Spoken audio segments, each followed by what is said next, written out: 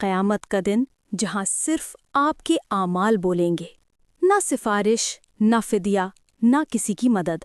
آج کی نیتیں کل کی حقیقت بن جائیں گی۔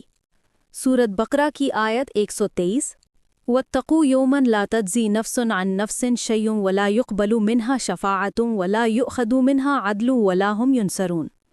اردو ترجمہ: اور اس دن سے ڈرو جب کوئی شخص کسی دوسرے کے کام نہیں آئے گا، نہ کسی کی سفارش قبول ہوگی، نہ فدیہ لیا جائے گا، اور نہ ہی انہیں کوئی مدد پہنچے گی۔ بسم اللہ الرحمن الرحیم۔ یہ آیت ہمیں ایک ایسے دن کی یاد دلاتی ہے جو کسی کی سچائی کو چھپا نہیں سکتا، جہاں نہ رشتوں کا سہارا ہوگا، نہ سفارش کا پردہ، نہ فدیہ، نہ مدد۔ یہ وہ دن ہے جب انسان صرف اپنے اعمال کی روشنی یا تاریکی کے ساتھ کھڑا ہوگا۔ روحانی اعتبار سے یہ آیت انسان کو خود احتسابی کا سب سے مضبوط پیغام دیتی ہے کہ کامیابی دوسروں کے سہاروں میں نہیں، اپنے کردار، نیت اور عمل میں ہے۔ اور فکری اور سائنسی سطح پر دیکھیں تو پوری کائنات کا نظام ایک اصول پر قائم ہے: کاز اینڈ ایفیکٹ، جیسا عمل ویسا نتیجہ۔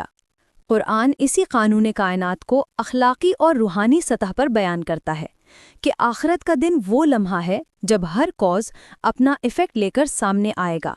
اس آیت کا اصل پیغام ہے: آج اپنا وزن خود بناؤ، کیونکہ کل کوئی دوسرا تمہارے ترازو میں کچھ